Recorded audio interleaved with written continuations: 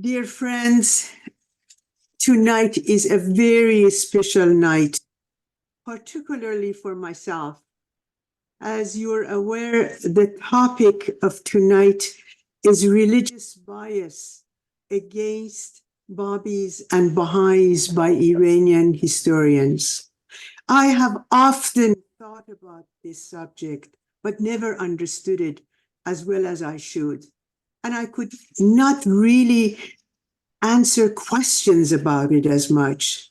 And when I talked to Dr. Masumian and he proposed this particular topic, although I had asked him for another topic, I couldn't say no to this. So thank you so very much, Dr. Masumian, to have accepted this.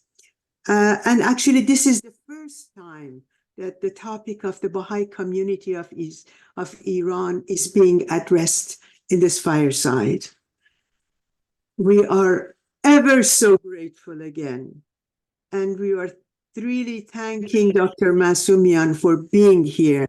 Dr. Masumian, if my voice goes away, you let me know. Okay.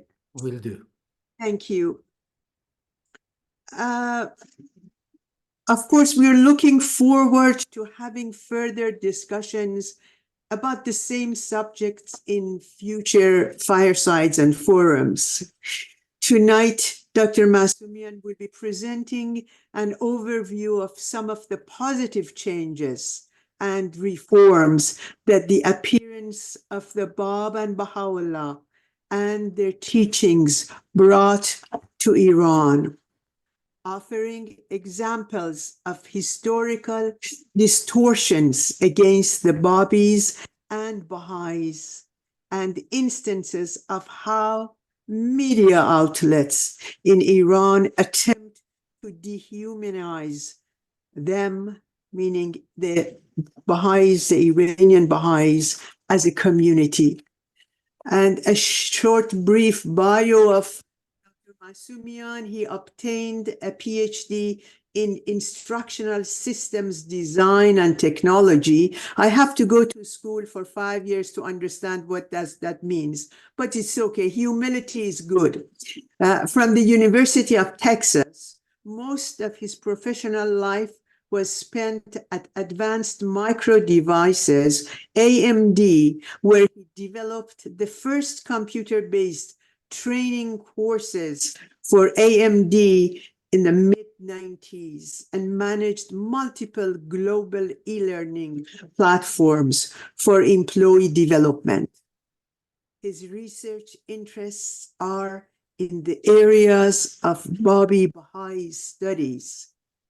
He has co-authored books with his wife, Farnaz Jan, and son, Adib Jan, as well as several Babi-Baha'i Studies articles independently and with his sons. He has also published in the field of learning technologies.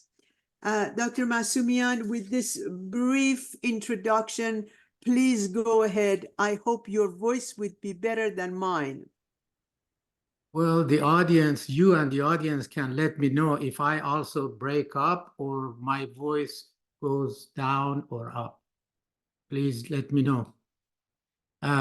Let me go ahead and begin sharing my screen and my PowerPoint deck.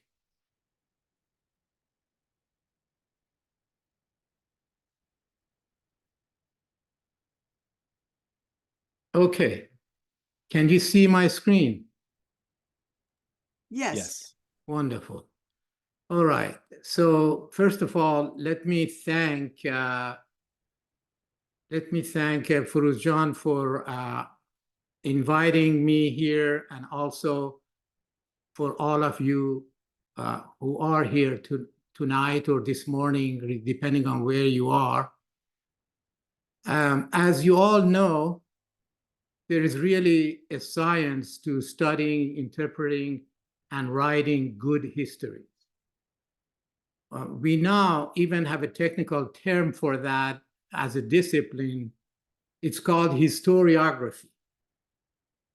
Sound historiography takes skills, a lot of skills, not just in reading and interpreting history, but writing about events, people, places in an objective, unbiased, and logical manner. Otherwise, regardless of how much time and effort you invest in it, the end result is either intentional or unintentional distortion of history. And that would be a disservice to everybody.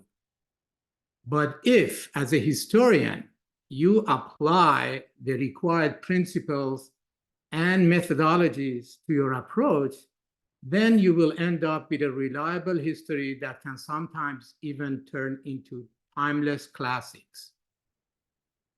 For example, this classic from Edward Gibbon that I'm sure most, if not all of you are familiar with, is the history of the decline and fall of the Roman Empire. Gibbons stuck to those principles and methodologies that I just named, and as a result, he created a masterpiece. Unfortunately, in modern Iran, so far, we have seen very little of that when it comes to the appearance of the Bab and Baha'u'llah, the reaction to it. They have not been objective. What potential benefits their teachings have had for the country?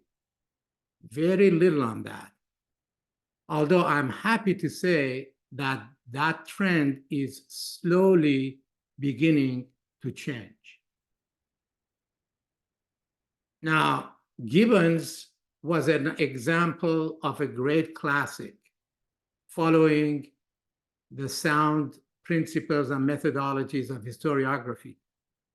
At the opposite extreme, you have this kind of work, frankly. This is a court-ordered history. In other words, it was subsidized or paid for by the court. In this case, the court of Muhammad Shah, the Qajar king, the father of Nasruddin Shah. He essentially ordered a history that this man, Muhammad Taghi Seper, known as Lisanul Mulk, wrote over the course of several years in 9 volumes total. But there is one volume that covers the establishment of the Qajar dynasty all the way through the first 10 years of Nasruddin Shah's reign. And that obviously covered the first 14 years of Babi history as well. Now, you can get a quick glimpse of how objective this history is by paying attention to the title of the book. It's called, in the original Arabic, Nasikh al-Tawarikh, or as we Persians call it, Nasikh al-Tawarikh. Excuse me. It means the abrogator of all histories. Now think about that title. Right there and then, you can tell that there's a red flag. The author is obviously not very humble, and not surprisingly, because it was a court-ordered history, any mention of the Bab and Baha'is are usually very negative. They are all portrayed as heretics and troublemakers. If he was an objective writer, what you are seeing here highlighted, unfortunately, you can't read it in the original Persian. That entire paragraph is essentially a praise of the king, the person who ordered the history. Now think about it. This really takes exaggerated language to a level that I personally have not seen before. You know, usually, typically, you use a few accolades, a few adjectives, but not an entire paragraph.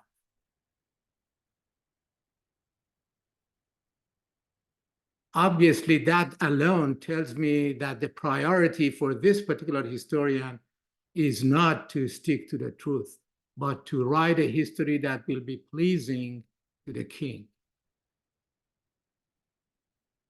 Now, if Seper, the historian, was objective, he would have written a completely different history. But then that history would not have been pleasing to the king. So again, when Seper gets to the advent of the Bab and his movement, you read mostly insults and baseless accusations against the Bab and Babis. On the other hand, an objective historian would have seen the Bab for who he really was, a surprisingly young 25-year-old man with revolutionary ideas for his time, heading a reform movement that could have potentially brought drastic changes to the religious and social structure of the entire country.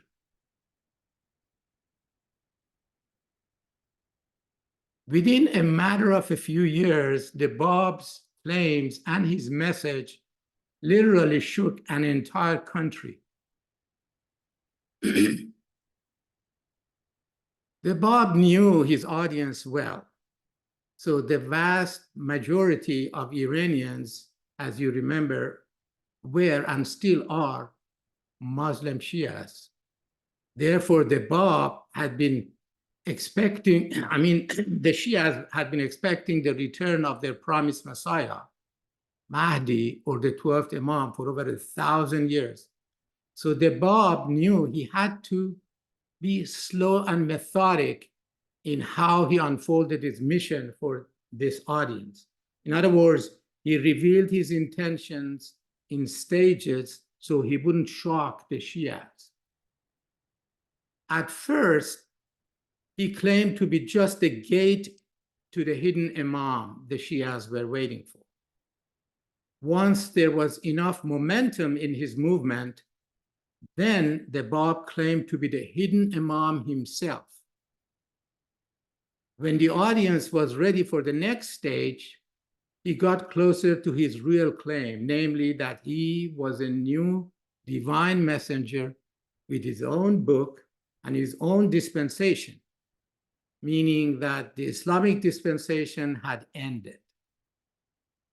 In the fourth and final stage, the Bab claimed the station of divinity.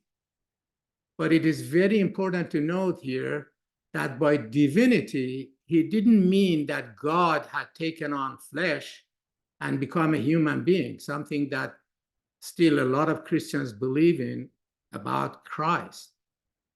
What the Bab meant was because God, in his essence, was infinite and unknowable, and he couldn't be comprehended by the puny minds of his creatures. So for us humans, a messenger of God like the Bab was as much God as we ever hoped to know.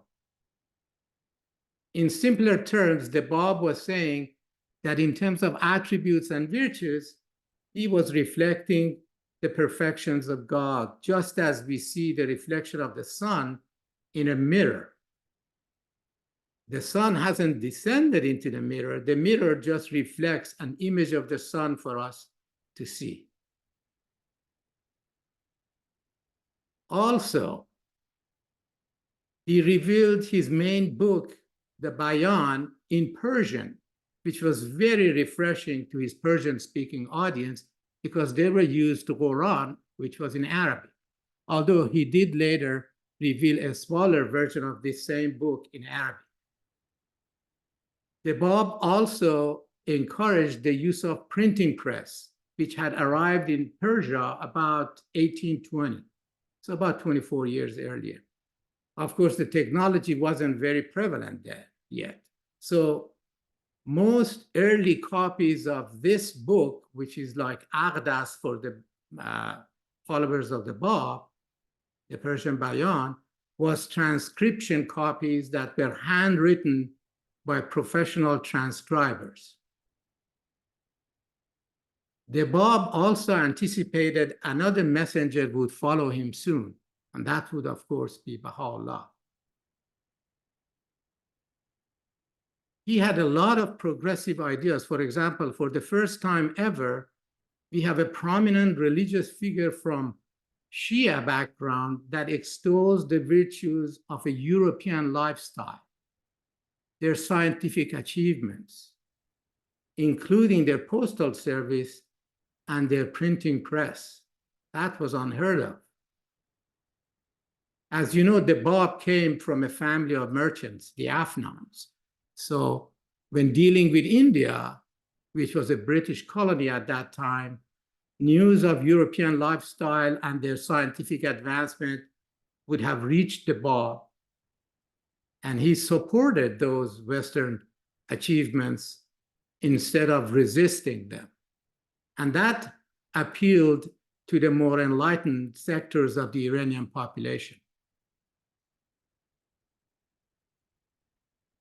In addition to the Shias, those who were secular in their thinking were also attracted to the Bab's revolutionary teachings and the fact that they saw a young man in his mid-20s who not only had the courage to challenge the clerical establishment, but the audacity to announce the end of Muslim Sharia.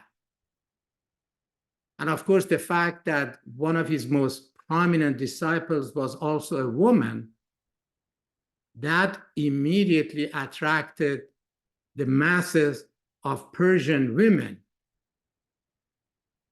to the message of the Bab. And of course, we know that the Persian women during the Qajar period were very subjugated. This is a picture from that era.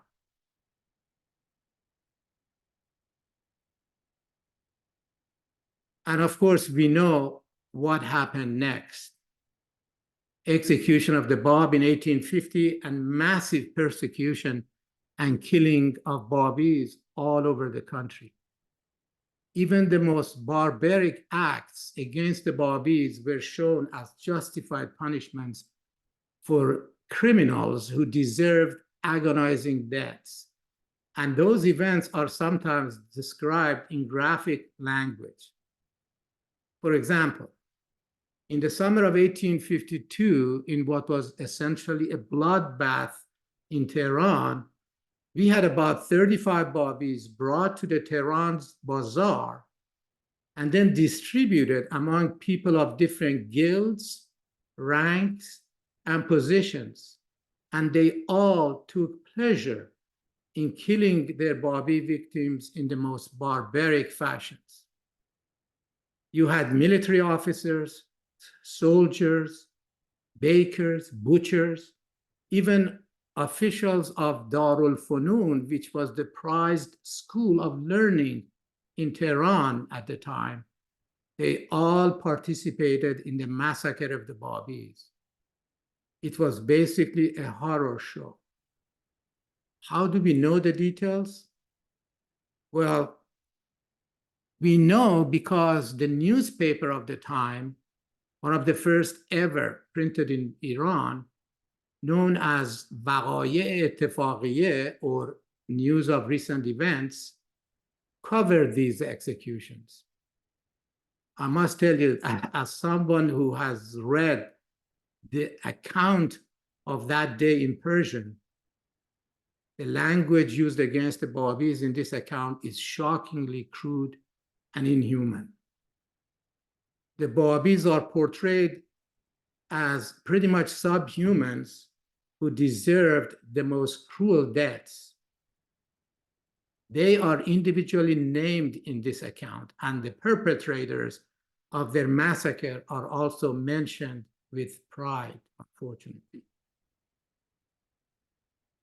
Now, Baha'u'llah was one of the early followers of the Bab, as you know, and he was eventually banished from Iran to the Ottoman territories. There, he claimed to be the promised one that the Bab had foretold. And the vast majority of the Babis, of course, accepted his claim, and they became known as the Baha'i. Baha'u'llah continued what the Bab had begun, and he introduced other groundbreaking reforms. For example, he banned the concept of holy war or jihad.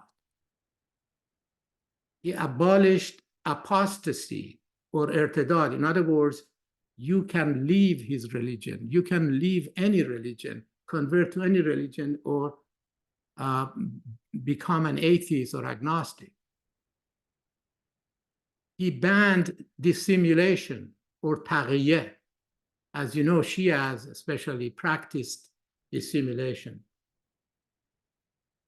He also abrogated the category of unclean or najis, as Shias believed people of other faiths, especially Zoroastrians, the ancient religion of Persia, they were najis or unclean.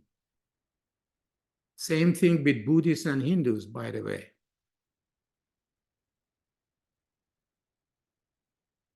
He also encouraged interfaith dialogue and association. You all remember that well-known passage from Baha'u'llah, which says, consort with the followers of all religions in a spirit of friendliness and fellowship. Eventually, during his exiles in Adrianople and Akka, Baha'u'llah began to offer sweeping reforms with global consequences.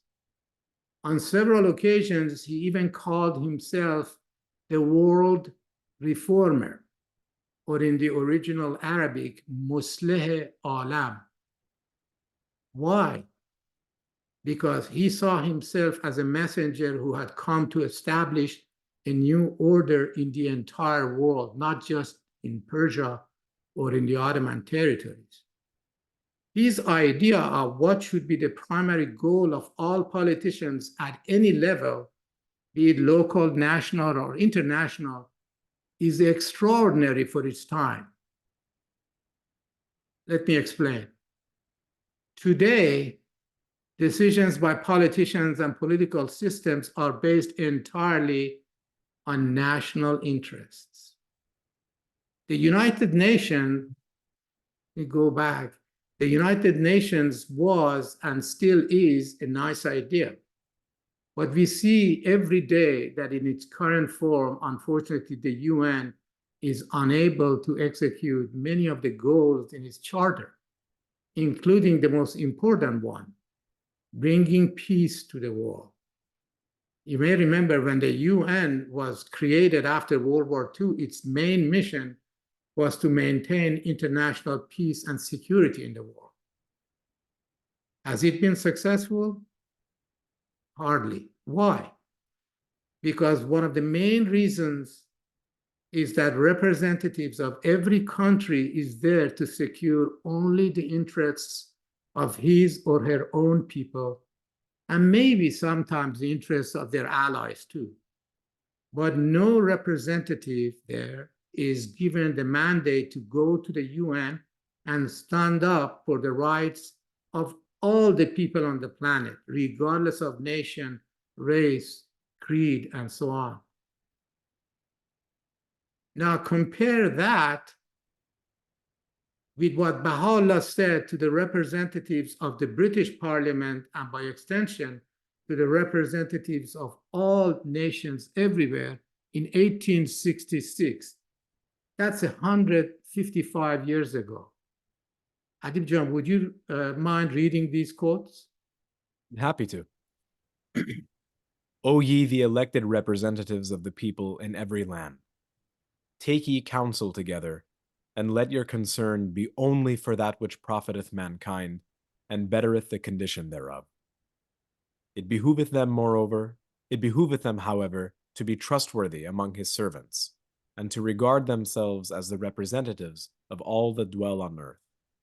This is what counseleth them in this tablet, he who is the ruler, the all-wise. Thank you. So Baha'u'llah here is essentially saying that representatives of all parliaments everywhere should be concerned with welfare of all humanity. So when adopting policies or enacting laws, they should be considering the consequences of their decisions on everybody on the planet.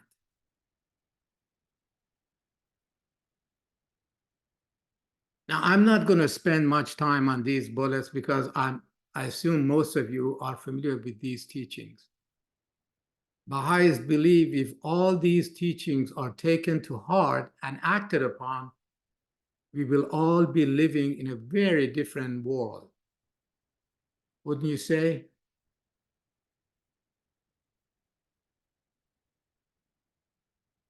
Now, the Persian Constitutional Revolution of 1905 to 1911 stands as a pivotal moment in Iran's modern history. Why? Because it propelled the country toward modernization and westernization.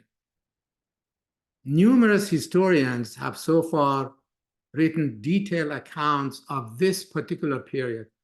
Most of them give credit to this man, Malcolm Khan, and his publication of a newspaper called Qanun, or Law, in London, in which he supported the idea of establishing a parliament in Iran in 1892 as the primary engine for the constitutional movement in Iran. You may remember 1892 is also the year Baha'u'llah passed away.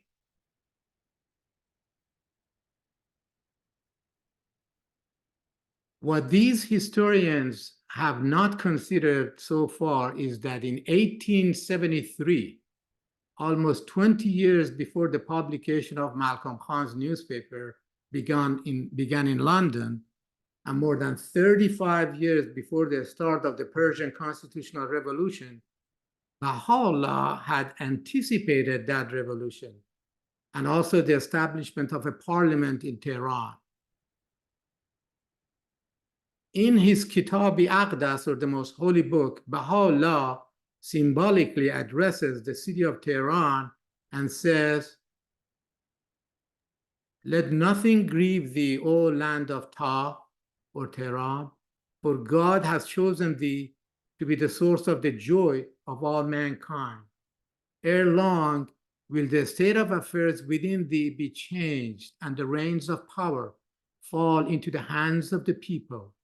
Verily, thy Lord is the all-knowing. His authority embraces all things." The orange highlighted in that paragraph is what you see at the bottom in the original Arabic, where Baha'u'llah is prophesying that there will be a change of power structure in Iran very soon, and there will be a parliament. And that's exactly what happened a few decades later. In addition to that, a couple of years later, Baha'u'llah instructed his son, Abdul Baha, to write a treatise on the principles that could lead to the reconstruction of Iran and contribute to the welfare and prosperity of its people. The outcome was this book called The Secret of Divine Civilization that we all are familiar with. This was written in 1875, when Abdul Baha was only 31 years old. Baha'is consider this book as a roadmap to social, religious, and political reform in Iran. Again, years before Malcolm Khan began to publish his Qanun newspaper in London. This book was addressed to both those in power as well as the general population of Iran. So it also covered the proper relationship between the rulers, meaning the Qajar officials, and the citizens of Iran. In all likelihood, copies of The Secret of Divine Civilization made their way to the homes of people of influence in Persia, probably including Mushir ad-Dawleh. This man was the Persian General Council in Istanbul and was instrumental in bringing about the various stages of Baha'u'llah's exile from Baghdad to Istanbul, then to Adrianople, and eventually to Akka. And he used all the influence he could muster to restrict the activities of Baha'is. But in 1870, something happened. When Sheikh Salman, Baha'u'llah's courier, was on his way to Persia with Baha'u'llah's tablets, people, officers of this man, Mushir-ud-Dawla, arrested Sheikh Salman, and in Aleppo, by the way. And so he started studying some of the writings of Baha'u'llah and noticed there is not only nothing harmful in them, but they're all great ideas. So he began to change his attitude towards Baha'u'llah and Baha'is. And from then on, he is reported to have been very sympathetic to the Baha'is, and in some cases even helped and defended them. Another factor in his change of heart toward the Baha'is was probably because one of his close relatives had become a Baha'i. So it's quite possible that that relative passed on a copy of The Secret of Divine Civilization to Mushir-ud-Dawla. However, when Abdul Baha first published this book, he intentionally did not put his name on it as the author, because he knew that if readers found out that the son of Baha'u'llah wrote the book, most wouldn't touch the book, let alone open and read it. Now, here are some of the highlights of this book. Again, remember, it was written in 1875, exactly 30 years before the Persian constitutional revolution even began. Abdul Baha talks about the need for a freely elected parliament, the need for separation of legislative, judicial, and executive branches, which is one of the cornerstones of democracy in any country. He also said that we need to observe the rights of others, as the rulers and those governed need to respect each other's rights. He also supported universal education, of course. And finally, he said we need to uproot corruption, not just among politicians, but also among the masses of people. This is still a big problem in Iran today as we speak, unfortunately. The principle of consultation and the need for a body that included representatives of people was already a cornerstone of Baha'i approach when Baha'is formed their very first assembly in Tehran in 1899. That's 6 years before the Persian constitutional revolution even began. Some of the other political reforms that Baha'u'llah proposed were parliamentary governance, of course, universal peace, collective security, proposed principle of collective security, federation of nations, a world body, world tribunal, international police force. These were all some of the other reforms that Baha'u'llah proposed.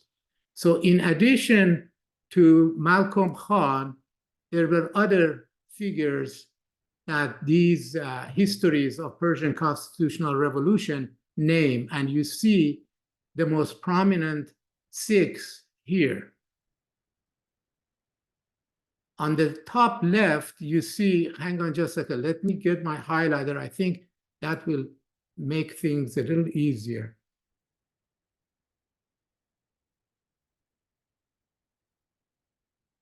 So here we've got Jamaluddin Afghani, or Jamaluddin Asadi, as he was a pan-Islamist. He wanted to unite Muslims all over the world. But he was also a close associate of Malcolm Khan. And they both had great ideas too for reform, but they were not the only ones. On this side, Agha Khan Kermani is the only person on this screen that actually met Baha'u'llah in Akka. So he was familiar with Baha'u'llah's teachings. And we mentioned Mushir-ud-Dawla already.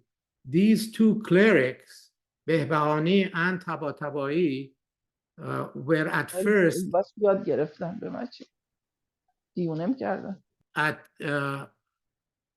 and let me ask again, if you're not speaking, please mute your mics so others would not hear you. So these two clerics at first were pro-constitutional revolution because they thought that eventually there would be a constitution based on the laws of Islam or Sharia. When they realized that constitutionalists were after European ideas and they wanted to write a constitution based on the French constitution, they suddenly changed their minds and became opposers of the constitutional revolution. The most public opponent of the constitutional revolution was this man, Sheikh Fazlullah Nuri. Interestingly enough, even he knew the impact of the Babi and Baha'i teachings. He considered constitutionalism actually a plan by the Babis, the Baha'is, and what he called naturalists or tabi'iyun. He meant atheists, basically, and agnostics. Well, as a result, when the constitutional revolution was won, one of the first things that the revolutionaries did was they hung Sheikh Fazlullah. And that's a picture of that day. In this history of the Persian constitutional revolution, the author, Nazim al-Islam Kermani, who himself was a cleric, reports that on one occasion, Sheikh Fazlullah Nuri goes to the Tubkhane Square. You see the picture here. This is, remember, the Qajar period. And this is one of the first squares in Tehran or in Persia period that was established by Nasiruddin Shah.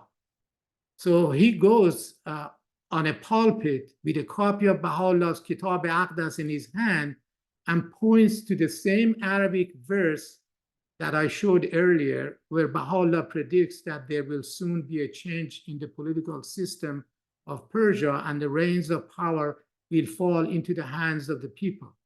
And Nuri says, there you have it, folks. Baha'is are pro-constitutionalists and are trying to make that happen so they can claim that Baha'u'llah is a miracle worker. So even Nuri knew of the role that Baha'u'llah and the Baha'is were playing in the forward momentum for the constitutional revolution. But most historians of the period failed to recognize that. Another history of the same revolution was written by a familiar face, E.G. Brown. His was published in 1910 toward the tail end of the revolution. In his book, Brown gives most of the credit for the movement's conceptual and theoretical framework to Jamaluddin and Malcolm Khan. And he also names the same two clerics as key figures for generating popular support for constitutionalism among the masses of Shias. Now, Professor Amanat, Abbas Amanat, believes Brown did this intentionally because he was sympathetic to the Babis, especially Azali Babis, who were more vocal in supporting the constitutional position. And he felt that if he emphasized their roles too much, he would be endangering the Babis. And his theory makes sense to me personally.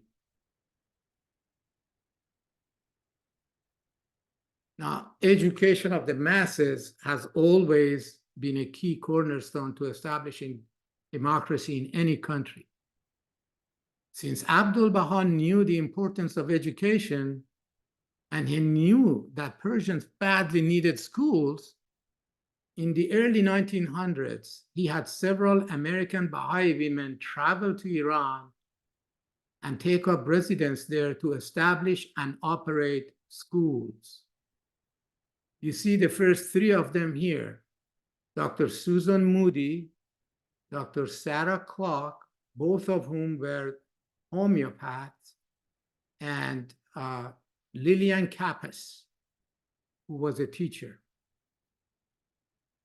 They are surrounding this young Persian woman by the name of Ismat Tehrani, or she was known as Tayere, not to be confused with Tahireh Qurratul Ain, who lived a generation before Tayere. Here, they are actually, the three American ladies are with Tayere while Tayere is sick, and she died prematurely at the age of 39. This is one of probably the last picture, the very last picture of Tayere shortly before she passed away in 1911. Now, Tayere was herself very much like Qurratul Ain, a vocal supporter of women's rights.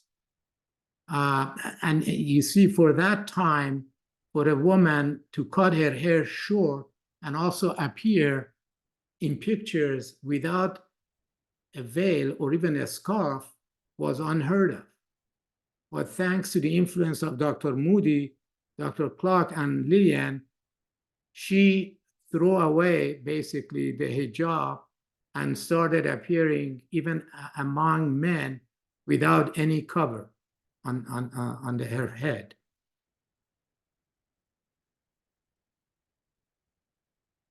What you see here is a picture of her next to one of 6 different articles that she wrote in support of women's rights and education of girls in a paper of the constitutional period called Iran No, or the New Iran.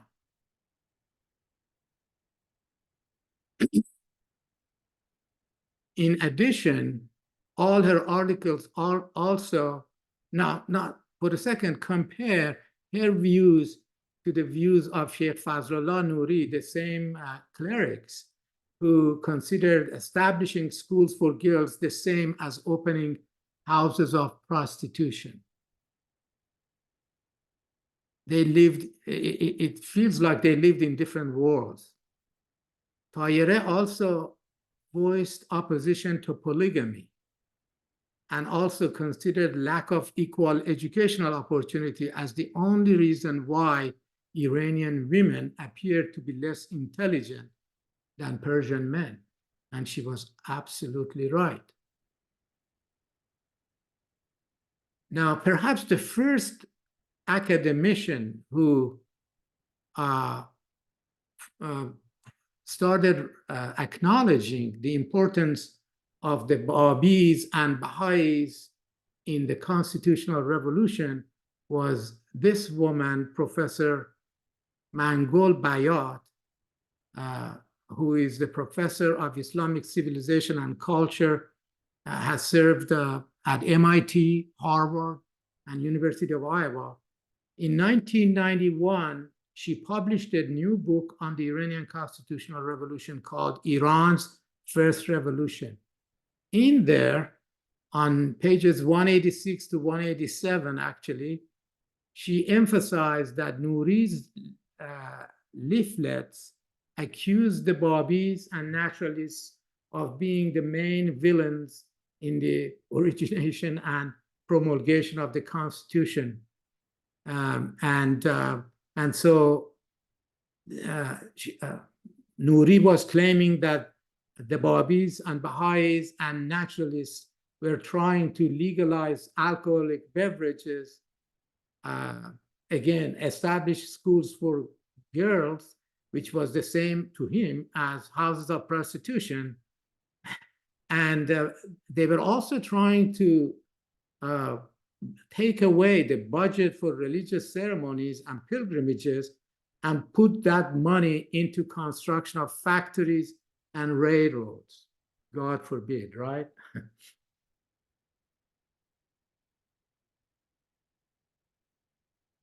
She also was the first to reveal that Azalis were practicing dissimulation or taqiyya to advance their plans during the Persian Constitutional Revolution. Another professor, Janet Afari, who is a professor of religious studies and feminist studies at the University of California, Santa Barbara, published a book on the Persian Constitutional Revolution back in 1996. In there, she was the first who specifically pointed out the role of two Baha'is, Sheikh al-Rais, the person on the right here, who was a Qajar prince and a Baha'i, as well as Tayere, whom we just discussed. Now, Sheikh al-Rais's home was an important center of discussions around why Persia needed to adopt a constitution and establish a parliament in Iran. He was so widely respected by the constitutionalists, excuse me, that they picked him as the Speaker of the Parliament for a short time when it was first established. So within a few years after Abdul Baha's emphasis on the importance of education and providing schools for children, you have numerous Baha'i sponsored schools established throughout Persia. At their peak, I think we had 54 or 55 such schools, even in some of them in very small towns. Here you see a picture of the very first one, which is called Tarbiyat School, which means education school. It's for the boys, and it was established in 1899, 6 years before the start of the Persian Constitutional Revolution. This is their English class, a picture of their English class, taken in 1902. Here you see some of the students as well as some of the teachers in 1912. Here you see Miss Kappas, Lillian Kappas, as the teacher of school for the boys here with some of the children, and notice that they are holding, some of them are holding pictures of Abdul Baha. This one is a picture of a school called Tawakkul for boys in Qazvin, not too far from Tehran. This one was founded in 1906. This is actually Tawakkul Girls' School. This is the very first school for girls that was established in 1909, 3 years before Tehran had a school for girls, for the Baha'is. And by the way, these schools were not just for Baha'i children. Anybody with any background was welcome. In fact, in many of them, the majority were non-Baha'is. So this shows that these schools were committed to educating the masses of children in Iran, not just the Baha'is. This is a picture of boys' schools in Hamadan. Their library had over 4,000 scientific books in Persian, Arabic, English, and French.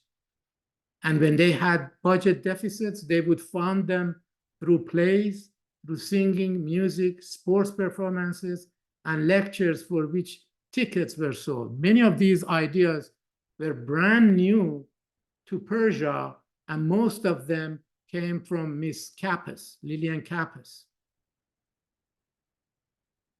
This is another school in Najafabad, not too far from the city of Isfahan, and it's called Sa'adat Milli, which means national prosperity. The names of these schools often were picked by Abdul Baha, and they all emphasize teachings of Baha'u'llah. This one is a picture, again, from the Najafabad school from 1934, when they had between 400 to 460 girls.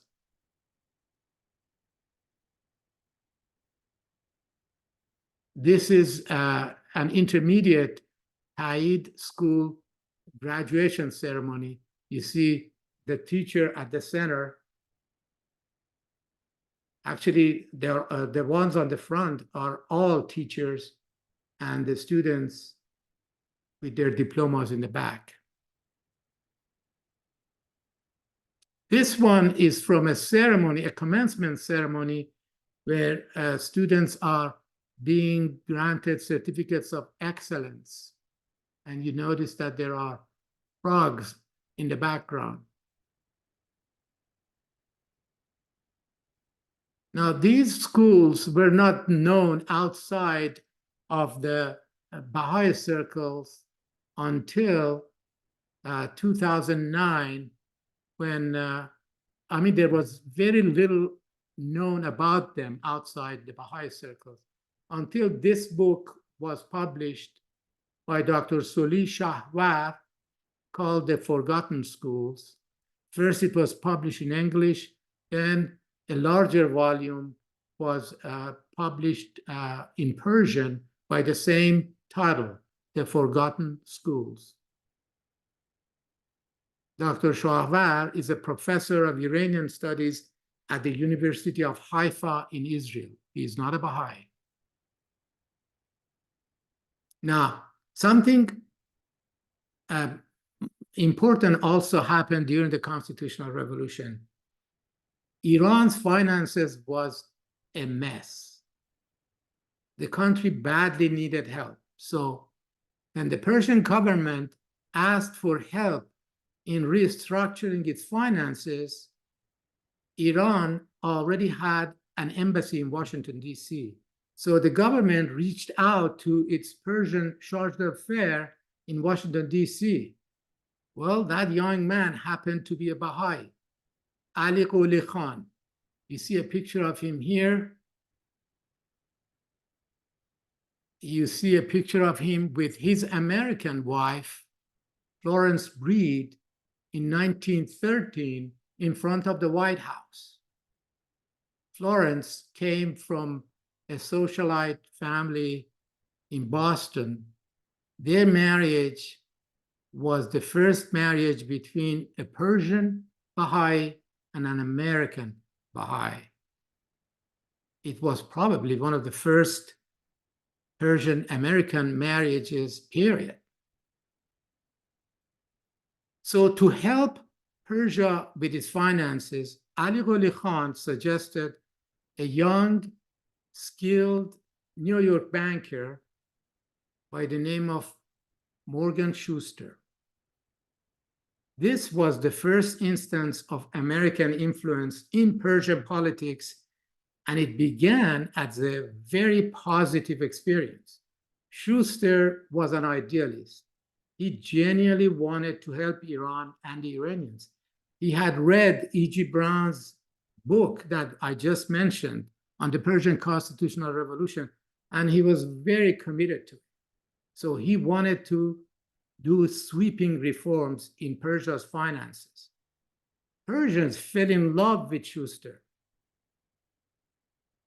But when he proposed the idea that all establishments must be taxed, that obviously didn't sit well with the colonialist powers, the Russians and British, who were competing for influence in Persia.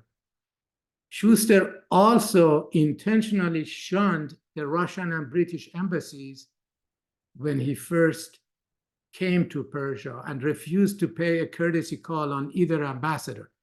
This obviously further angered the Russians and the British. So they concocted a plan, and eventually the Russians forced Schuster out.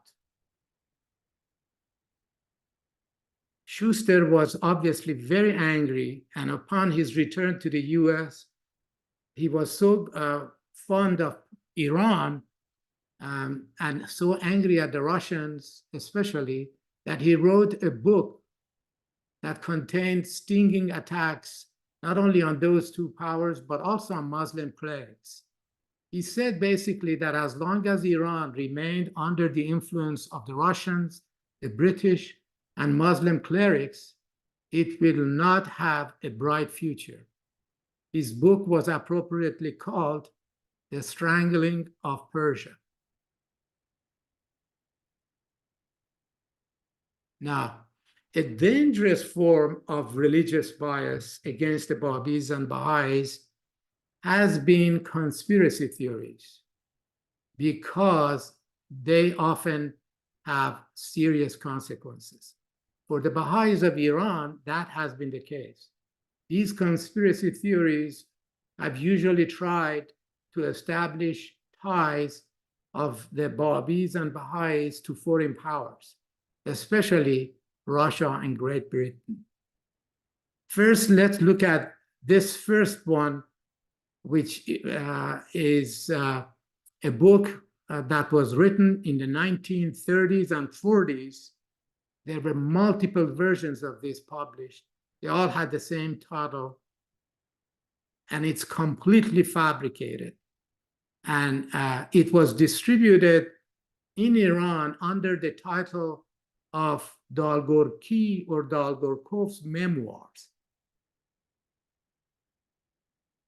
This was supposedly Persian translation of Confessions of Prince Dmitry Ivanovich Dolgorkov, known to Persians as Dalgorki, who was the Russian ambassador to Persia from January 1846 through May of 1854.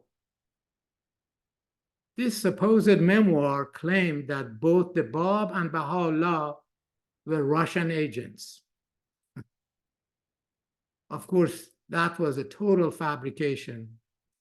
You see, beside the fact that the original Russian version of the supposed memoir has never been found, no rationale was ever given by the authors as to why this Russian prince would make these confessions, incriminate himself, and also jeopardize the Russian influence in Persia. Additionally, this memoir has so many inaccuracies that the authors had to keep correcting and reprinting new versions of the book. For example, the memoir contained detailed dialogues between the Bab and this Russian prince in the early 1840s, in which Dolgorkov encourages the Bab to begin claiming that he was a new prophet. Unfortunately, the authors didn't know enough history to realize that Dolgorkov never actually knew or met the person of the Bab. And he did not even arrive in Persia until 1846. He wasn't even aware of the Bab's movement until about 1847. Of course, Baha'is were not, even during the time of the Shah, were not allowed to defend themselves. In another fabrication, this Russian prince is supposed to have given money to Baha'u'llah to help him build a house in Akka. The problem was that the Russian prince had died in 1867. That's a year before anyone knew that Baha'u'llah was about to be exiled to Akka a year later. Then there is another conspiracy theory, which said that the Babis and Baha'is were agents of the British. This one was started by this man, Feridun Adamiyat, whose father was actually a well-known name in the Persian Constitutional Revolution. Adamiyat's most famous book is Amir Kabir and Iran, which you see here, that's the cover of the book. On pages 243 to 244 of the first edition of this book, which was published in 1944, Adamiyat claimed that Mullah Hussein Boshuye, the Bab's first disciple, was actually an agent of the British government who was hired by this man, Arthur Connolly, an English intelligence officer who was also a researcher and writer. Supposedly, Connolly had asked Mullah Hussein to persuade the Bab to claim prophethood. Adamiyat claimed that the evidence for this accusation was in Connolly's book titled Journey Overland from England to Northern India via Russia, Persia, and Afghanistan, which mentions the meeting of Mullah Hussein and Connolly in 1830 during Connolly's journey to Khorasan. Well, the problem, obviously, was that in 1830, Mullah Hussein was 17 and the Bab was only 11. And that wasn't all. Connolly himself died at the young age of 35 in 1842. That was 2 years before the Bab even made his claim. So Baha'is couldn't defend themselves, but fortunately, there was a professor at the University of Tehran who knew Adamiyat, who also taught history at the University of Tehran, and he confronted him. He had a copy of Connolly's book in his hand and showed it to Adamiyat and said, show me where this book mentions Mullah Hussein and a meeting between him and Connolly. Adamiyat knew that his fabrication finally trapped him. So he accepted that he had done a forgery, and he promised to basically remove that forgery from the future volumes, which he did. But the problem is, think about this, an academician, how much hatred he should have towards Babis and Baha'is, a well-known academician at the University of Tehran. He was willing to take that risk to discredit himself, and he did, at least in the side of that professor and the Baha'is, and now more and more people know about it. This is a picture of those pages, and the highlights that you see is where in the first edition of the book, he's talking about that supposed meeting that never happened between Connolly and Mullah Hussein. And of course, when Muslims discovered that the British government had conferred knighthood on Abdul Baha, that gave them the perfect excuse to push their accusation that the Baha'is were agents of the British, who were so happy with the services of Abdul Baha that they conferred knighthood on him. Again, what they didn't realize was that the British had conferred knighthood on Abdul Baha for the humanitarian services that he had rendered the people of Palestine region after widespread famine, which was the result of locust attacks, had threatened thousands of lives in the Akka, Haifa area. And most of those inhabitants back then were Muslims, ironically.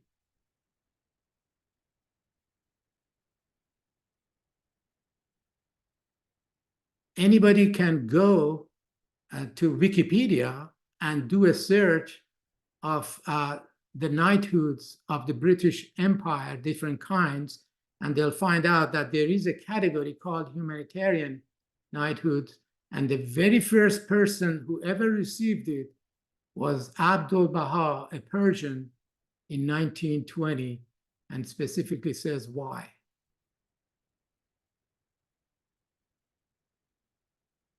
Unfortunately, Iranian leftists, particularly some of the founders of the Communist Tudeh party in Iran, have also added fuel to the fire of these conspiracy theories. Typically, the leftists quote this man, Mikhail Sergeyevich Ivanov. He was a Marxist communist Iranologist and a former dean of the Faculty of Oriental Studies at St. Petersburg State University. Back then, it was called Leningrad. At the height of communism and Stalinistic thinking, he wrote a little book called Babi Uprisings in Iran, 1848 to 1852. In this book, he glorifies the Bab as a revolutionary, but brands Baha'u'llah an agent of imperialism and foreign powers without providing a shred of evidence. That was good enough for the leftists in Iran. These two men that you see on the left, Ehsan Tabari and Nureddin Kianuri, were among the founders of the leftist Tudeh party. They were communists, and they basically propagated the same rubbish that the Russian author had before them. Now, one of the wonders of our time is that among Sheikh Fazlullah Nuri, whom we discussed earlier, among his grandchildren, we find a communist in Nureddin Kianuri and a world-renowned Muslim scholar, Sayyid Hussein Nasr. He came from one of the daughters of Sheikh Fazlullah. Kianuri came from one of Sheikh Fazlullah's sons. This book actually takes the hate mongering to the very extreme and encourages genocide against the Baha'is. It was published in 1961 during the reign of the Shah, but it has been reprinted at least 21 times as of 10 years ago. That's the last number that I have. Now, it's written by this Ayatollah, this cleric, Sayyid Muhammad Mehdi Mortazavi Langrudi. This is the cover of the book. Baha'is are compared to insects. What you see here is an old style insecticide can.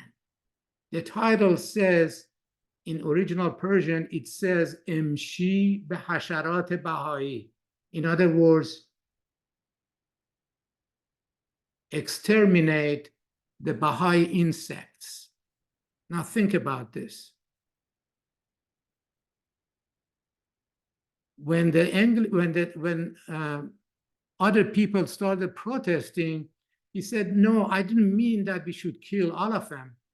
I meant just like if you see insects, you basically use insecticide to flee, to make sure that the insects flee away.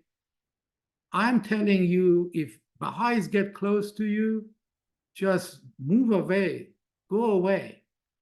Now, you tell me, when you use insecticide, do you intend to kill or just say, hey, insect, just go away? Hardly anybody bought that argument, but unfortunately, that book is still available in Iran. Now, needless to say that things got a lot worse in 1979 when the Islamic government came to power. and their state-sponsored media have consistently and repeatedly engaged in demonizing Baha'is.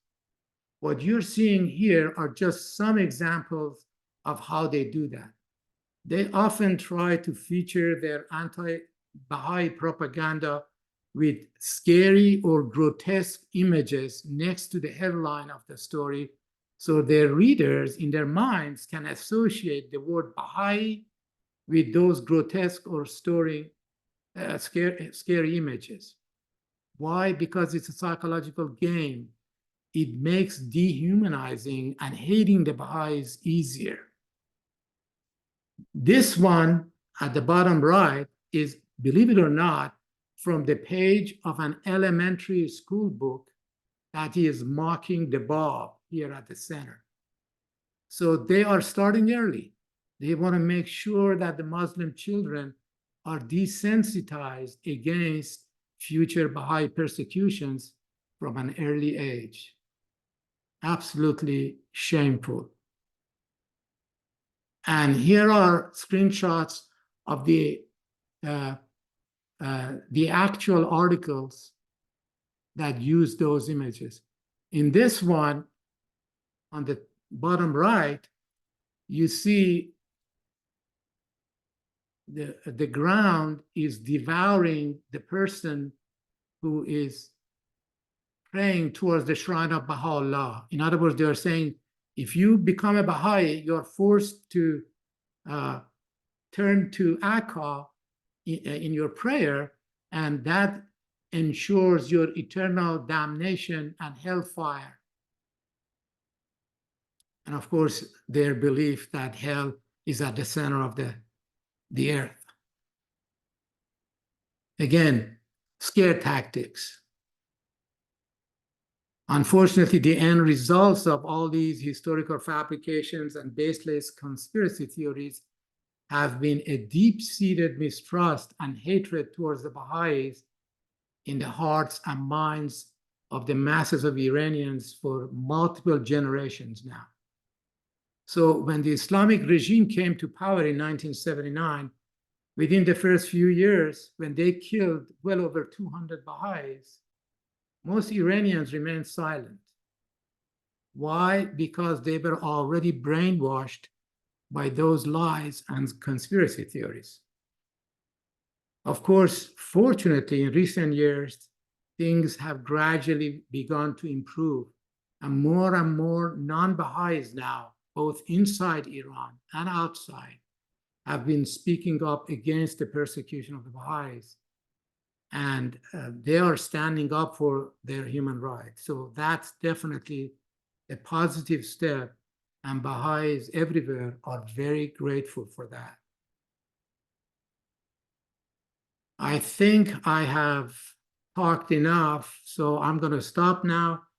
And if there are any questions, I would be glad to try to answer them to the best of my ability.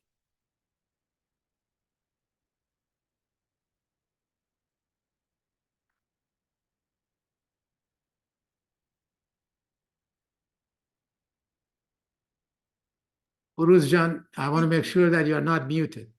Thank you very much. Are you hearing me? Can you? I am hearing you, yes. Thank you so very much, Dr. Masumian. This was really information that I wish we had that at the time of the revolution in Iran. It's a pity that we got this information late. But anyways, people, yeah, okay. Gitijun, please go ahead. Dr. Masumian, thank you so much.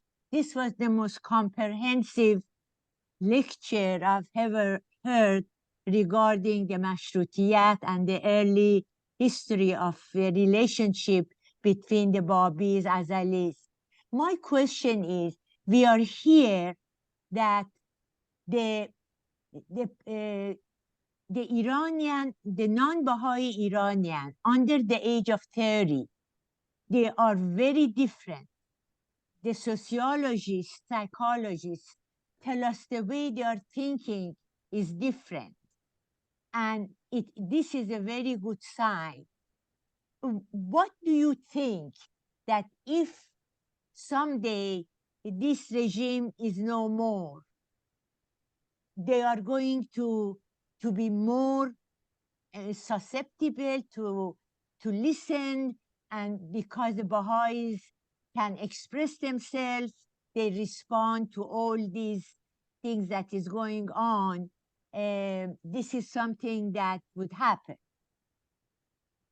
Well, I can tell you my personal feeling is because of what has happened to the Iranian society over the past 44, 45 years, there is a great deal of mistrust towards people of faith, including not necessarily the Baha'is, including anybody who claims knowledge of religious authority. And so I think eventually the pendulum will swing back to the middle. But for a while, I think the Iranian population is so fed up with what they have seen during the past 45 years, a lot of them will be hesitant to investigate any religion, including the Baha'i faith. Now, again, that doesn't mean that there won't be sectors of population, especially among the youth, who will not do that. What I'm saying is there is a general pessimism right now among the masses of Iranians towards religion because of what has happened during the past 45 years. The good news is that the youth, the younger generation, are obviously very media savvy, and they are active on social media. And so we can reach out to them much easier than people of previous generations. Thank you very much. Of course. Thank you, Giti Khanum. Mariam, go ahead, please. Thank you so much. This was a really interesting and eye-opening presentation, and I think that it's interesting because it's so clear that evildoers and genociders all have the same playbook. So there's so much similarity with, you know, the Nazis and, let's say right now, Putin's Russia. And the question I have is, and also, like, you know, the nationalist Serb rhetoric for the Bosnian Muslims. It's so much, there's so much similarity in evildoers who are evildoers in this way. And especially those who use propaganda, and they all use propaganda. My question is, do you see, and is there anybody who is compiling all of this? Because a lot of what you have is something that's not mainstream. Like a lot of what you have and what you presented, and I'm sure you have far more, are things that, you know, if that you wouldn't be able to find if you didn't go looking for it, or if you didn't live in the Islamic Republic, so you had to be exposed to it in school or wherever. But is there a body or a person or somebody who's compiling all of this for future prosecution of these, I don't really want to call them people, but of these instigators? Is there a systematic compilation that is being compiled pursuant to laws, international laws that are in place, so that when it's time for the prosecution of these instigators to take place, all of the evidence is systematically and clearly already compiled? Yes, actually. First of all, multiple books have also been written that document these, some of these, a lot of these. But the most comprehensive collection is, I don't know if you know about Dr. Payam Akhavan, who is a human rights attorney. He and a group of individuals have been actually documenting or gathering documents. I believe it is called Khane Asnad, if I'm not mistaken, the title. You can search for it on the web, the House of Documents. And I haven't delved too much into those documents, but I'm pretty sure that is exactly what they are trying to do, to provide a one-stop shop, if you will, a place where all of these documents can be accessible worldwide.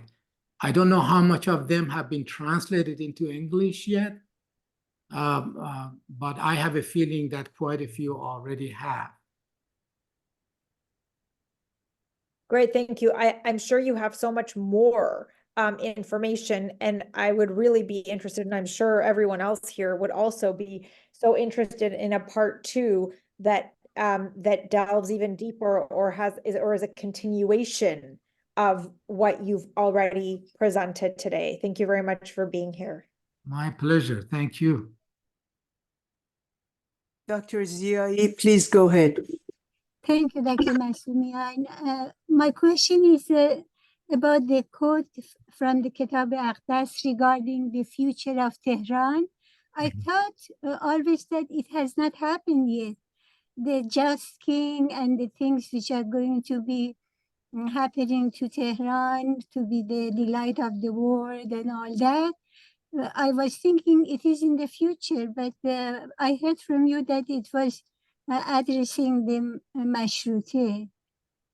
That portion of it where he's talking about, this is my opinion, that portion of it where he's talking about the just king, that there will appear a just king who, if it's God's will also observe the rights of the Baha'is and provide them with justice. That part is in the future. But, and it's farther down, actually. If you go to the quote, you'll see that part is farther down. But no, this part, I think, is what happened.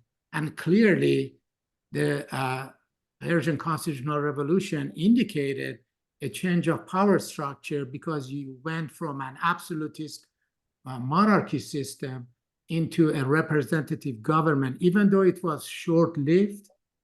And eventually we went back to what we have now. You still have had parliaments during the rest of the Qajar period, as well as the Pahlavi period, and now the Islamic regime, although the representatives of the Islamic regime, Majlis or parliament, are hardly representatives of the Iranian people. Thank you. Sure. Giti Khanum, did you want to show the book of the Asnad Baha'iyan Iran? Yeah, I think you're muted. Giti Khanum, you're muted. I was just going to tell Mariam Khanum that this book is over 1,100 pages. It's by Turaj Amini, and it is from A to Z, all the documents you want to know about what happened to Iranian Baha'is. This is an amazing book. Unfortunately, it is in Farsi, but I am sure one day it would be English. There are actually several volumes that Turaj has put together. This is one of them. He was working on one for after the revolution when he was arrested. Although he's free now and we are in touch, but yes, unfortunately, these have not been translated into English, but there are 3 volumes, I think, that are already published, and you showed one of them. Thank you. Thank you very much. Mariam, go ahead. Sorry, I'm going to take full advantage of the fact that my mom can't say no to me. So I will ask you another question.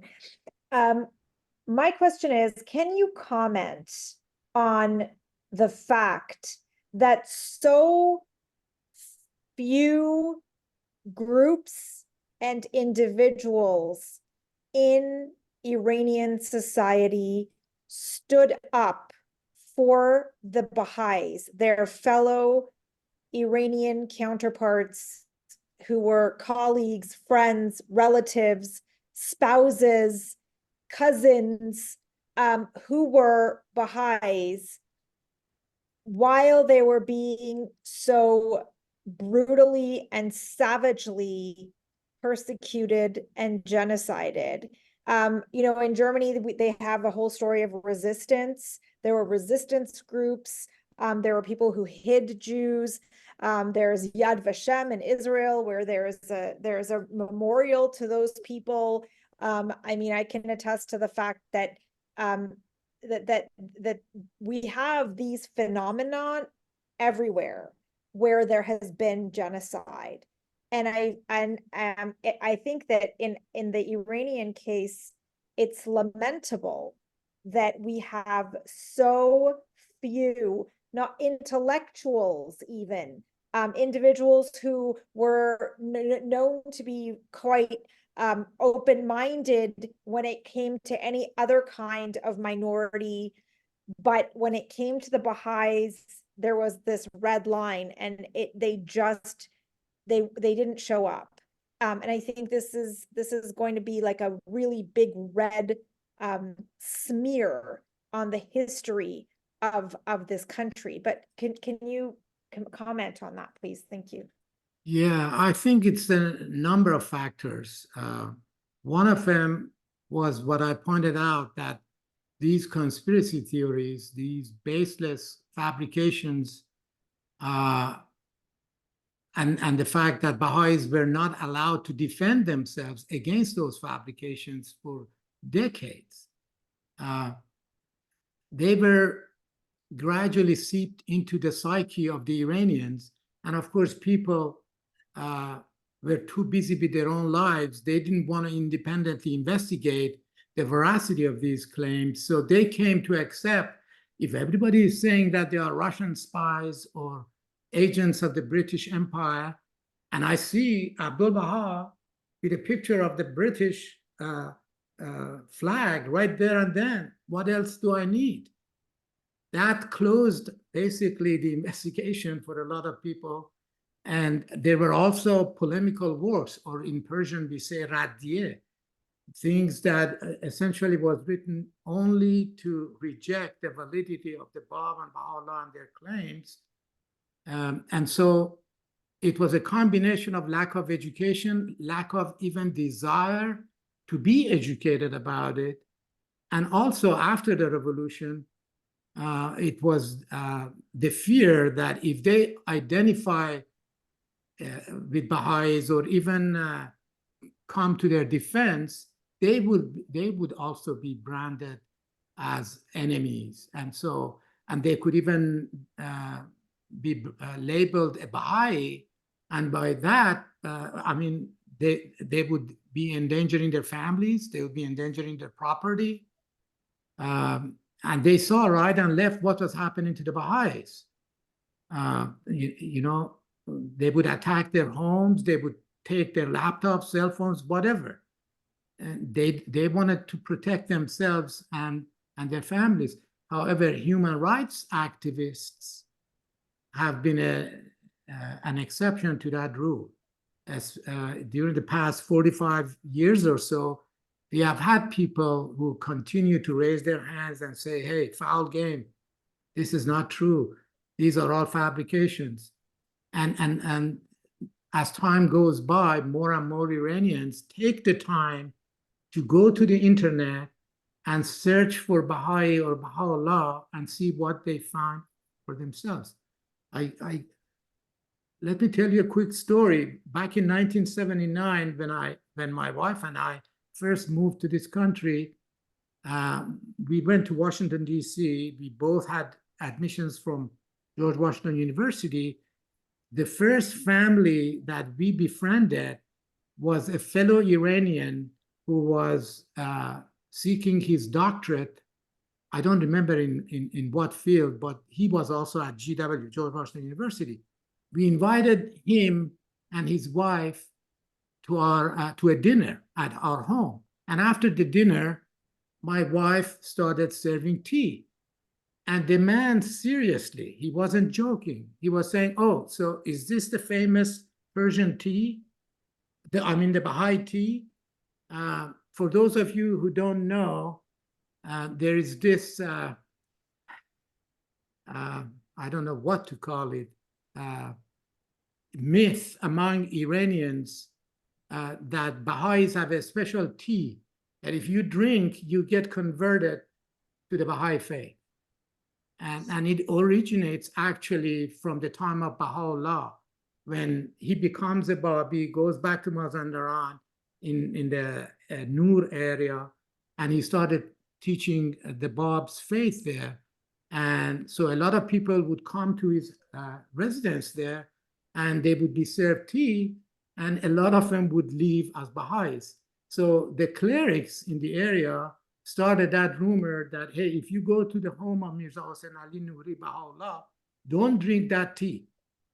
Here in America, I had a fellow student in the doctoral program who had believed in that and said, oh, is that the special tea? I didn't know if I should laugh or cry. And that's what happens when you don't take the time to investigate the truth for yourself.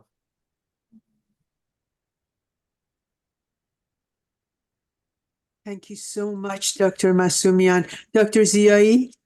Yes, I was just going to say, of course, we are going to keep all these documents, but we are not seeking revenge, but we are hoping for the change of heart in our countrymen. Yes, that's the most important thing. We cannot change the past. We can learn from it and move forward.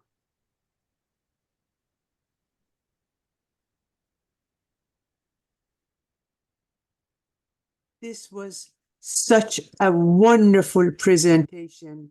There is so much different remarks that are in the chat. Dr. Masumian, you have to promise us that you will be back. I don't know if you hear me or not. If you don't hear me, I can call you and tell you that we would like to have you back, Dr. Masumian. At least shake your head so I know you're hearing me. I can hear you, Firuzjan. I can hear you. Yes. Perfect. Thank you so very much. I'm so grateful, and I'm very happy that this particular program in its totality will be uploaded on YouTube.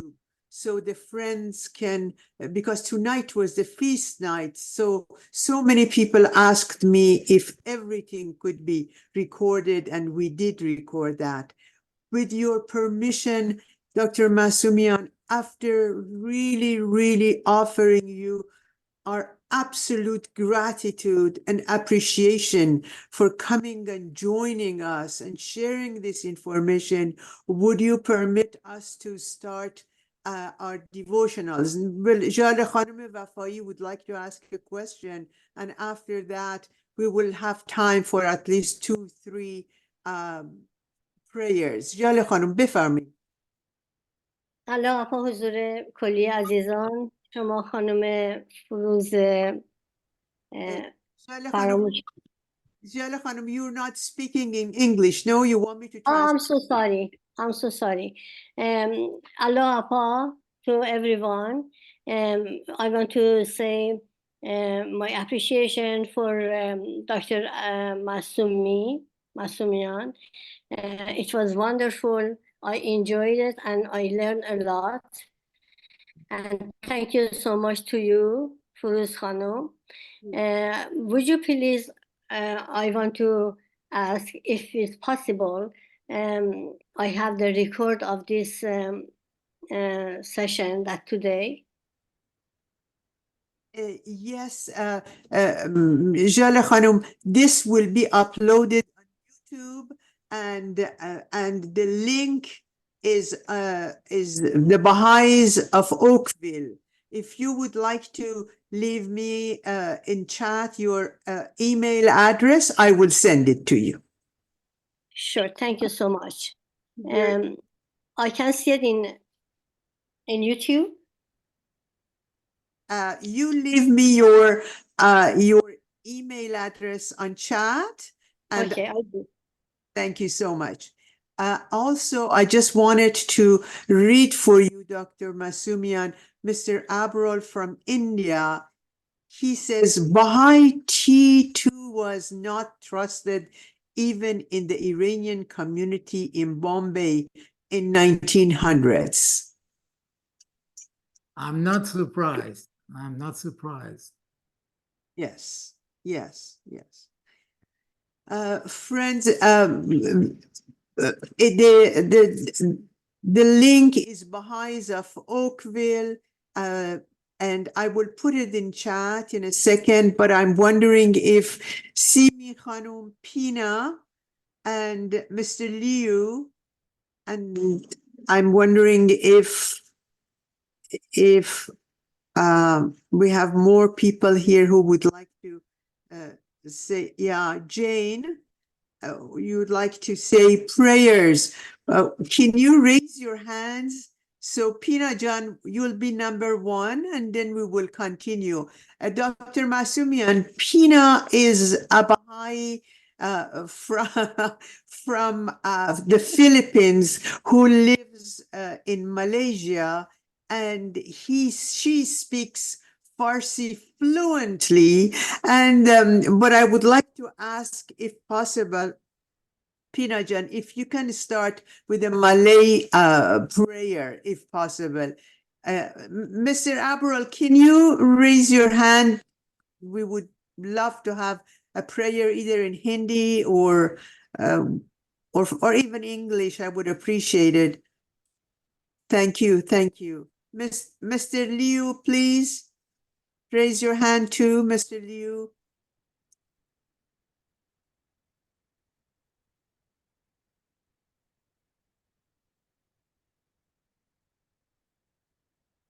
Dr. Masumian, do you have 10 more minutes to be with us for the prayers? Of course, yes. Thank you. So, Pinajan, why don't you start, please?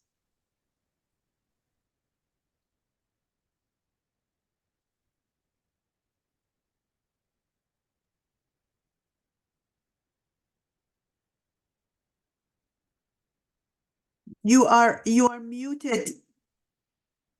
Pina, you're Ya Tuhan, bersatukanlah hati hamba, perlihatkanlah kepada mereka itu maksudmu yang agung, maksudmu yang agung. Ya Tuhan, bersatukanlah hati hambamu. Oh my God, unite the hearts of thy servants and reveal to them thy great purpose.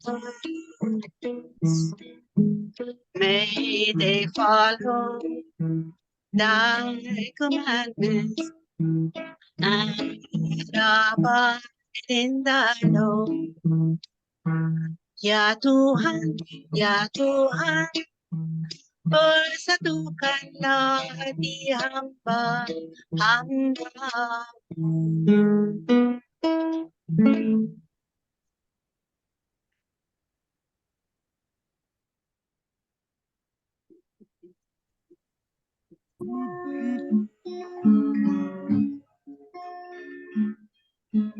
Adakah penghalang kesukaran selain Tuhan? Katakanlah terpujilah Tuhan.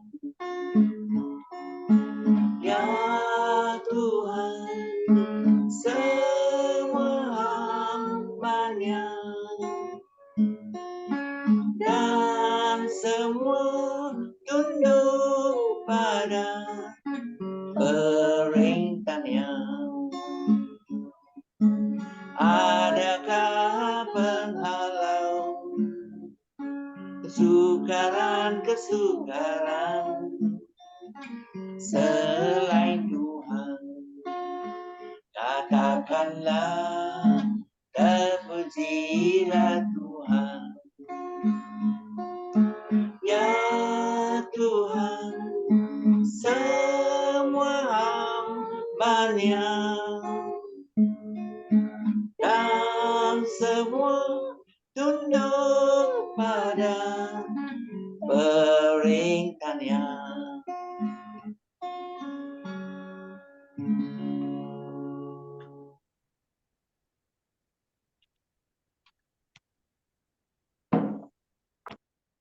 الله ابها ای متوجه الله، چشم از جمیع ما سبای بربند و به ملکوت ابها برگشای. آنچه خواهی از او خواه و آنچه طلبی از او طلب. به نظری 100,000 حاجاتت روا نماید و به التفاتی 100,000 درد بی درمان دوا کند. به انعطافی زخم را مرهم نهد و به نگاهی دلها را از قید غم برهاند. آنچه کند او کند، ما چه توانیم کرد؟ یفعل ما یشاء و یحکم ما یرید. پس سر تسلیم نه و توکل بر رب رحیم به و البهان علیک.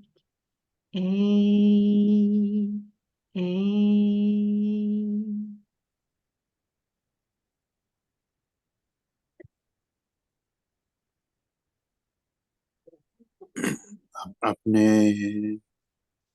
अपने अपने हृदय को पवित्र कर लो ताकि तुम मेरा स्मरण कर सको। अपने कानों को शुद्ध कर लो ताकि तुम मेरे शब्दों को सुन सको।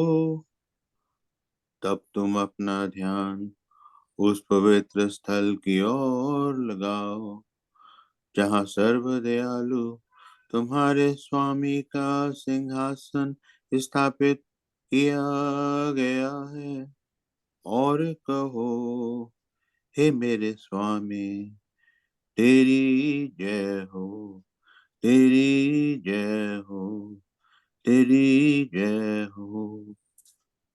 ओ अल्लाह।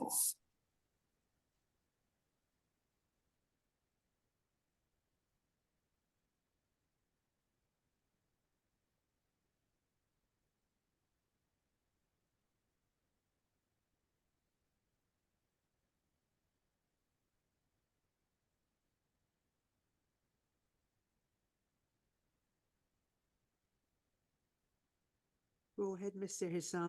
Dr. Hissam, please go ahead.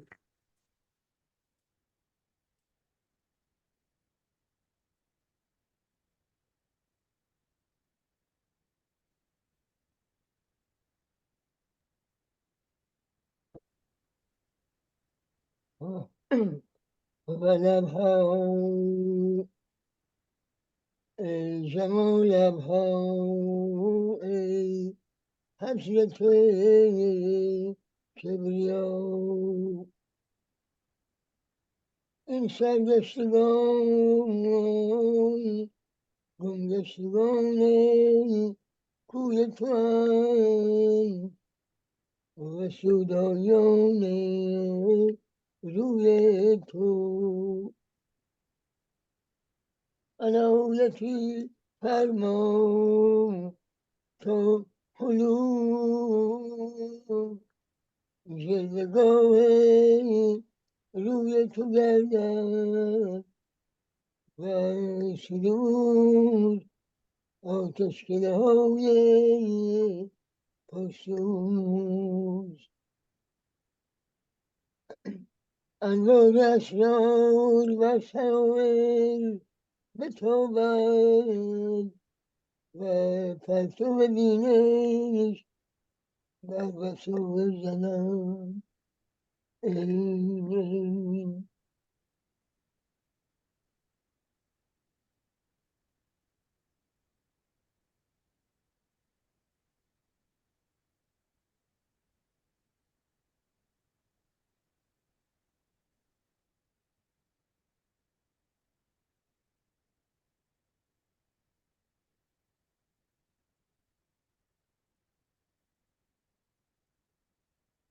Dear friends, thank you so much. Today's program was so beautiful. I forgot to stop recording, so I'm going to stop the recording right now. And